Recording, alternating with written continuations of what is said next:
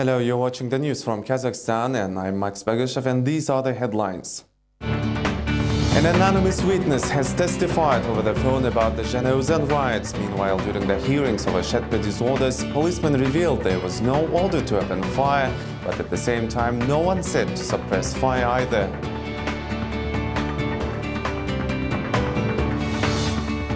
The leader of Aruhak Foundation asked the United Nations to explain Kazakhstan authorities the regulations over peaceful assembly. The dissenters called the population to support their rally on April 28.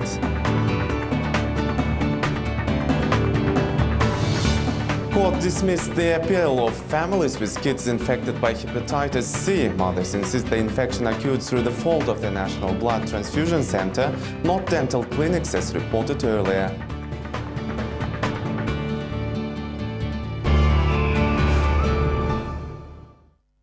On Tuesday, the court listened to testimonies of anonymous witnesses on the case of Zhanaozen mass disorders. Thus, people whose testimonies serve as base for the main charges are not present in the courtroom and were questioned via Skype. Defendants note numerous discrepancies in the dispositions obtained during the pretrial investigation and those heard during yesterday's hearing.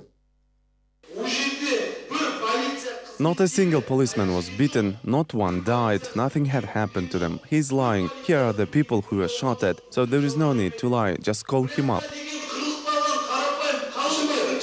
The secret witness on the alias Arman said that he saw the defendant Maksat Dusmagambetov on December 16 at the square, actively calling a group of people for riots, yet he did not notice that in the meantime Dusmagambetov was beaten up by the policeman Abdurasul Uteshov. Anonymous witness added that the defendant Ayjan Dusembayeva has been present at the square between 1 and 3 p.m. among the rioting crowd. However, previous hearings established she was at the time in the hospital with a bullet wound. His testimony indicated that Ayjan Dusembayeva was one of the most active rioters, which does not match facts as she is here today with a pair of crutches. Moreover, he said that she was throwing stones and insulting policemen, and when the defendant herself asked the witness about the approximate time frame of the events, he confirmed that he saw her actively involved in the riots between 12:30 a.m. and 3 p.m. However, the investigation indicates that the defendant Dusembayeva was brought to the hospital with 2 bullet wounds before noon of that day. The validity of witness testimonies is questioned because some of them are contradictory. For instance, an anonymous witness under alias of Arman said during the pre-trial investigation that defendant Tajenov had a prior conviction, which now appears to be not true. In the meantime, defendants recognized the voice of one of the anonymous witnesses, a police officer Murat Kazhilykov. Anonymous witnesses also failed to explain where exactly they have seen the defendants, although some revealed deep knowledge of their biography.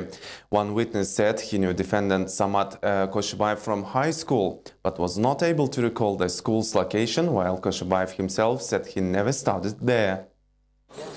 The defendant, Janat Murinbayev, recognized the voice of another anonymous person, which prompted the witness to confess. Kairat Alpuzbayev alias was used by Alexander Bazhenka, Murinbayev's colleague. He said he is ready to attend an open hearing and tell the truth, adding he would commit suicide if his colleague was held liable because of him. The development made it clear the witness was forced to give false testimonies.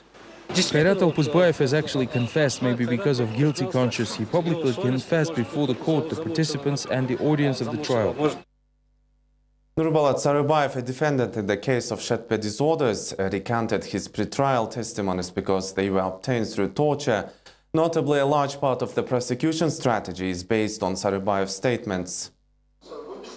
Another defendant, Kuaныsh Toaleyev, was heading home after work on December 17. He noticed a gathering of people at the station, stopped and waited there for 10 minutes. Now he's being prosecuted. Per his testimony, Toaleyev developed asthma after being beaten in the ward. The defendant also reported that an investigator from Beynau said that the policeman shooting people will not be prosecuted. Quote, "Even if you all die, we will not be liable. This was a direct order from Nazarbayev," end quote. Today at the court hearing, the policemen who arrived during the riots to Shetpe from Jambil region were also questioned. Each of them stated that they were shooting in self-defense. Defendants also recognized Yerzhan Abzulbekov and Sayat Tusebayev among the policemen and told the court these men used to torture during the investigation. Despite the request of attorneys, the judge excluded the questions to witnesses as irrelevant to the case. Defendants also talk openly about the beatings, but nobody acknowledges the fact. People need to know what is happening here. What's discussed behind the closed doors might never be revealed. Frankly speaking, regular people are put under pressure. They do as prosecutors say. The court supports them, and nobody wants to listen to defendants. The witnesses are lying and accusing the defendants. They pass the information heard during the court hearings to the following witnesses and so on. I sit here and I see everything that's going on there. They stayed at the back of the courtroom covering their faces and then pass the information to others outside. Businessman and politician Mukhtar Ablyazov calls the citizens of Kazakhstan to refrain from supporting President Nazarbayev, thus not becoming his accomplices in crime. In his open appeal published on the website Respublika, Ablyazov talks about tortures used against the defendants in the cases of Zheneuzen and Shetpe violence and notes that no one should remain indifferent when the brutality could remain unpunished. The main opponent of the incumbent head of state believes the entire situation is a direct result of Nazarbayev's instructions. Supposedly, law enforcement officers would never take part in such crimes unless they had a clear order to do so. I appeal to the police, National Security Committee and Prosecution Office and all those involved in the reprisals. The crimes that you are committing have no statute of limitation. You will pay for your actions. Today you have only one chance to mitigate your fate. You must name those who is ordering and sanctioning tortures during interrogations, those who promise to provide you with immunity. The president should come up with a political testament, says Murat Talibekov, the head of Kazakhstan's Muslims Union. Talibekov believes that it will serve both interests of their people and Nazarbayev's entourage, which for some reason cannot explain to the head of state the vital importance of such step. No matter how brilliant and charismatic the political leader is, each one of us has a certain life term. I hope that society will not become hostage of this force majeure. History gives us many examples when vacuum formed as a result of a political leader's death throws the country into chaos and sometimes results in civil war. I think today the risk of something like this happening after an abrupt leave of Nursultan Nazarbayev is quite big. In order to avoid this scenario, I think that President Nazarbayev should present his political testament. On Tuesday, Mukhtar Jakishev, the former head of Kazatomprom, reminded the court that despite not taking part in the hearings, he still can and will assert his rights. I will not let you ignore my rights, says the former top manager, and demands the judge to list all the appeals which he filed previously. Jakishev submitted petitions declining the services of the appointed attorney Shaldykova. However, none of his petitions, including the latest one, were even mentioned during the hearings. This, according to the accused former head of Kazatomprom, is illegal. I have not received a single response from you on any of my petitions. It gives me the right to assume that you simply ignore them and thus no longer consider me a participant of the trial. I believe that you have violated the law and made it intentionally, as you found no legal arguments to refuse to satisfy my petitions. On Tuesday, the family of reporter Lukman Akhmedyarov held Sadaqah, the Islamic charity-giving tradition, in gratitude of Akhmedyarov surviving a brutal assault. The journalist's parents believe he is recovering because of Allah, who heard the prayers of all sympathizers. Family, friends and colleagues of Lukman Akhmedyarov gathered to make a sacrifice. The mullah of Uralsk central mosque arrived to Selektsonny village of West Kazakhstan region as well. He read the surah of the Quran and then 7 flatbreads were given away, honoring the spirits of ancestors. Later people were served the main course, meat of the sacrificed lamb. Elders at the table were discussing the cruelty of the attack on Akhmedyarov, while young people talked about the nature of this crime. Askat, Akhmedyarov's eldest brother, was amongst the invited people. He flew in from Astana as soon as he heard what has happened. Askat has no doubt that this was a contracted crime to temporarily incapacitate the reporter but not murder him. I analyze the situation and public response, and I cannot stay uninvolved. Times are treacherous, especially after Zheneuzen events, but Lukman will not be stopped. Culture and Information Minister Darkhan Minabi has finally commented on the Lukman Akhmedyarov situation. The official called the assault sacrilege and savagery. I believe this is outrageous. It goes without saying that we all want him to get well as soon as possible and carry on with his work. продолжил свою деятельность. Along with this, Minbai expressed his hope that law enforcement will find those responsible for the assault. The Minister of Internal Affairs confirmed that the search is underway. Al-Muhammad Qasimov had to virtually force his way through the reporters. All of them had the same question: how is the investigation progressing? To recap, on April 20th, Lukman Akhmedyarov was assaulted by several strangers who shot and stabbed the reporter. The victim is now in hospital. Akhmedyarov used to actively participate in dissenters' rallies and organize protests himself. The investigation is underway. There's nothing more I can say. We do have some preliminary versions of the incident and we're working on them. All the motives, including his professional activity, are taken into account. Again, at the moment, we are considering all possible versions and motives. Bakhitjan Torygozhina, a permanent participant of dissent rallies, took it upon herself to remind Kazakhstan's authorities about the international commitments when it comes to peaceful assemblies. The activist has already received 141 rejections to hold the next rally. A few more public associations are ready to gather their supporters at the 5th rally of dissenters in Almaty. According to them, their rights are violated and problems are not solved. Thus, the regular action participant Bakhitjan Torygozhina, the head of Ar-Ruhak Foundation, will be joined this Saturday by Marina Gurina, a representative of the Ulugaty Zhanuya Foundation, Larissa Bayar from the Leave Housing to People movement, and Women Against Retirement at 63 committee members. I would like to appeal through the journalists to all socially active people to come, join and speak out all their concerns and everything that bothers them, to step out and publicly share everything without being afraid of punishment.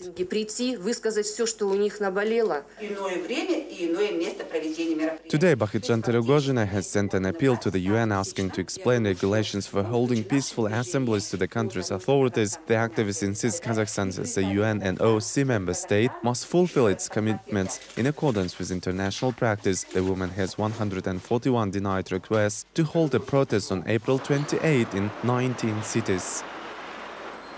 Since Kazakhstan has ratified the International Treaty on Civil and Political Rights, we have the right to simply submit a note 3 hours prior to the assembly without having to obtain permissions and then hold it where we deem it necessary. The reaction followed swiftly after visiting the offices of international organizations. Torygozhina was intercepted by a prosecutor in the street, where he read her a letter of warning, saying that if the public activist intends to attend the protest, she will be punished. Similar notifications were sent on Tuesday to Marjana Spandiarova, an SDP Azad Presidium member, Ingu Imanbay, activist of Ruh Pentil Club, and artist Kanat Ibragimov. The prosecutor and 2 policemen even waited for Marjana Spandiarova by the party office to hand in a document with thorough description of possible ramifications of participation in dissenters' rally.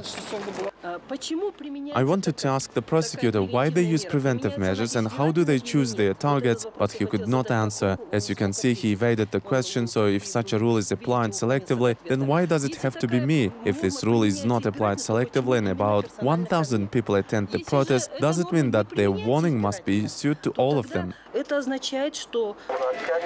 According to Prime Minister's decree, Saturday, April 28 will be a regular business day. However, this has not affected the information of those who wanted to speak out their concerns publicly. Diplomatic missions have also received invitations to attend the protest. According to Torygozhina, some of them have promised to delegate their observers. To recap, the protests began following the parliamentary elections on January 15. At that time, protesters voiced severe criticism of the authorities, accused them of holding illegitimate elections and executing innocent people in Zhanaozen. Members of the Pavlodar branch of the oppositional party Algai entered the streets of the city on Tuesday, calling the population to support the dissenters across the country and express their own concerns during the peaceful rally on April 28. Pavlodar will be part of national dissenters rallies for the first time. The local party activists decided to support the protest scheduled for this Saturday. In order to gather more associates, the activists took to the streets and encouraged the citizens to join them in voicing their concerns.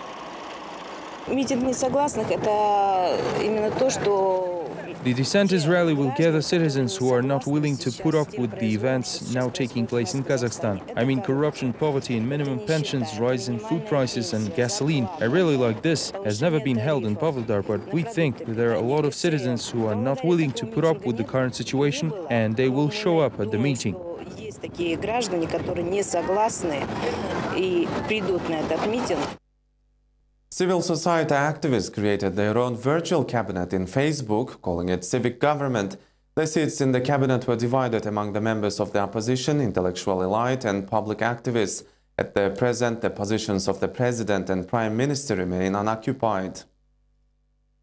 The virtual position of the state secretary was given to Mukhtar Shakhanov. Toligen Zhukev became the Security Council secretary, with Orats Jandosov and Bolat Abilov assuming leadership of Finance Ministry and Industry and New Technologies Ministry, respectively. The country's economy will be headed by Galamzhan Zakyanov, and Evgeny Zhovtis was appointed the Justice Minister. The activists are going to keep an eye on how the laws are enacted in the government and respond timely to any violations. Their most important goal is to be ready in due time to propose the new course and the new cabinet to the nation. Meanwhile, not all participants share the same confidence as the organizers. Bolat Atabayev, who was appointed the virtual Minister of Culture, believes the idea is not feasible. For me, this is something I can't understand. They insist that I voice my opinion, and I'm not happy with the way things are going with Ministry of Culture and culture on the whole. But they somehow figured that I agree. They have good intentions, but not feasible in Kazakhstan. The family of Ruslan Simbinov, the leader of the Alga Party Astana branch, refused to believe the video confession published by website total.kz on April 22. The footage shows the oppositionist explaining that he has been taking mind-altering substances for already quite a long time. Simbinov was arrested in December of last year on charges of drug possession and dealing. If they really would want to catch him with drugs, they would probably plant it during the arrest. I think that their case is falling apart, so they're making up these accusations. He ended up in this situation because he was under pressure. There was a threat against his daughter, so they just used this moment to get this confession. Benyamin Fayzulin recalls that Ruslan had severe headaches during the year, but the only medicine he was taking is solpadeine. Fayzulin is confident that his brother, a sensible man and the head of the oppositional party branch, could not use drugs, and even if he did, then his family, colleagues and friends would have known about it. Thus, the accusations have political motives. The operation of Kazakhstan's Communist Party is suspended for a half a year. The according ruling was made on Monday by the Appeals Commission of Regional Courts, although the hearings were held yet again without presence of the party's leaders. Previously, Kokshetau Specialized Administrative Court suspended the party's branch license for a half a year and fined the first secretary of Akmala branch, Sergei Ryzhkov, while a similar fate befell the Kostanay branch and its leader, Lyudmila Gorbenko. Of course, I protested, tried to prove my innocence, but no one listens to me. I will continue appealing even though I paid this fine, but I want to challenge these decisions.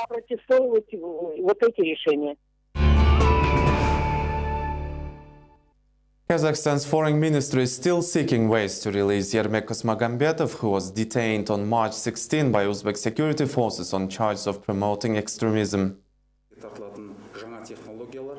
Video of questionable content was found in the tourist's netbook, which served the basis for the charges. According to Abibulayev, the Foreign Affairs Ministry had assisted Kosmagambetov with arranging an attorney. Uzbek laws require defendants to be represented in court only by attorneys with Uzbekistan citizenship. Kosmagambetov's health condition has reportedly deteriorated last week when he was diagnosed with TB. In the meantime, Kazakh Foreign Affairs Ministry is putting a lot of efforts into getting the arrested men to be released. That is at least what the ministry representatives assured the media yesterday.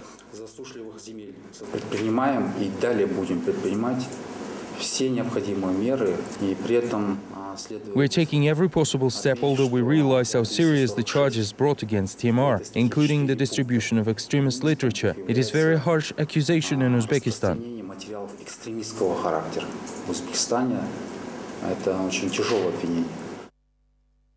Kairat Moldaseitov, the former city administrator of Turkestan, was appointed Shymkent mayor on Tuesday. The change in leadership occurred behind the closed doors and as such caused a lot of speculation among residents. Arman Jetpizbay served as Shymkent city mayor since 2008. It is yet unknown which post he assumes next, as well as the reasons behind leadership replacement. According to verified sources, someone opened fire at the ex-mayor's car in the central park of the city around 2 a.m. However, no complaints were submitted to the local DIA, and the latter didn't confirm the incident either. It is yet unclear whether Arman Jetpizbayev's resignation is linked with a alleged assassination attempt. The official, though, refutes this information. The replacement of leadership was conducted behind the closed doors, and the media media was not allowed inside the administration building. Another hearing in the case of children who were infected with hepatitis C while undergoing cancer treatment in the blood transfusion center was held in Almaty on Tuesday. The court dismissed the suit of mothers whose children had been infected with hepatitis C in the National Blood and Pediatric Centers. Parents demanded to determine the source of the infection and compensation of around $34,000 to each complainant. However, the city court in Almaty did not find the medical institutions at fault. The trial was held behind the closed doors as requested by the defendants, the Blood and Pediatric Centers. One of the mothers says that medical reps stated during the trial that they had absolutely nothing to do with the virus that children were infected with. A different version of the incident was presented during the trial. Supposedly there was no infection through the blood transfusion or other ways, as hepatitis C is a secondary diagnosis, that it could be caused by leukemia or leukemia could be caused by hepatitis C. This is ridiculous. This could never happen in any other country but Kazakhstan. Things like this will happen again. They infected our kids and they'll infect others. This is impossible. They do not admit their fault. The litigation began about half a year ago in late 2010, early 2011, after children were discharged from the pediatric center. They were diagnosed with hepatitis C. Besides blood cancer they already had. Hepatitis C and cancer is quite a serious mix. Following the appeal of the population, the prosecutor's office and health ministry investigated the source of the infection and concluded that it came from dental clinics. Families doubtful of this revelation demanded a committee to be set up to inspect pediatrics and blood transfusion centers. The subsequent certification report consisted of 128 pages of violations. We found out that infected doctors worked there and sanitary requirements ignored. There were a lot of violations, although all of them were concealed, and according to an official response, our children were respiratory infected in hair salons or elsewhere.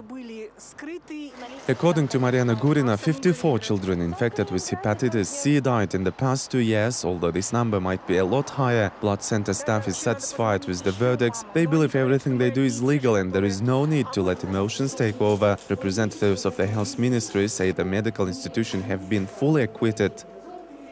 This issue transpired long ago. In 2008, the case went through several authorities. The General Prosecutor's Office repeatedly sent inspections there, and the case is no longer in our jurisdiction. As for the inspections, they failed to identify the source. After that, several committees and organizations carried out inspections ever since. The mothers are not intending to give up. They have 15 days to appeal the decision. Despite the president's request regarding the improvement of tourism environment in the country, Kazakhstan appears to be poorly prepared for the upcoming vacation season. Looking for those responsible for the situation, officials point fingers at each other, while Almaty mayor directly blames ministers of economic development and industry. Over $2.5 million allocated for the creation of a mountain ski resort Kokhzhailau never reached the Almaty city administration. City Mayor Ahmedjan Yesimov was arguing with the cabinet today that it is not a good practice to intervene with the issue of funding tourism facilities in the city without its administration being engaged in the process. His complaints in particular regarded the Industry and New Technologies Ministry and its head, Aset Isikeshev. The mayor had particularly directly accused the official in delaying the service delivery. Similar claims were addressed at another senior official, Bakhidjan Sigentaev. According to the budget code, we are not allowed to transfer the money to Almaty directly, but the mayor wants us to do so. We can only send the money to Industry and New Technologies Ministry, which in turn would select a procurement contract winner to develop the project. That is all the dispute. Officials' frustration is quite understandable, as all of them are rushed to meet the November deadline set by President Nazarbayev, who wants to see a proper tourism development program for the next decade. In the meantime, problems in the sector continue appearing one after another. The first thing the foreign visitors talk about upon arrival is the toilets. We need to demand the gas stations and other off-road business owners to install decent restrooms, which, by the way, must be free of charge. As a matter of fact, Kazakhstan authorities shouldn't probably worry about tourism promotion so much, as negative publicity brought scores more tourists in the country than any state programs combined. In my view, it is our great victory. I'm grateful to Barat for helping us attract tourists to Kazakhstan. Statistics indicate that 5,600,000 people visited Kazakhstan last year alone. According to the government's plan, this number must reach up to 200 million within next 8 years. At the same time, officials state that today it is more affordable for Kazakh citizens to travel to Turkey than have a vacation in their own country. This is all we have time for now. Thank you for watching and goodbye.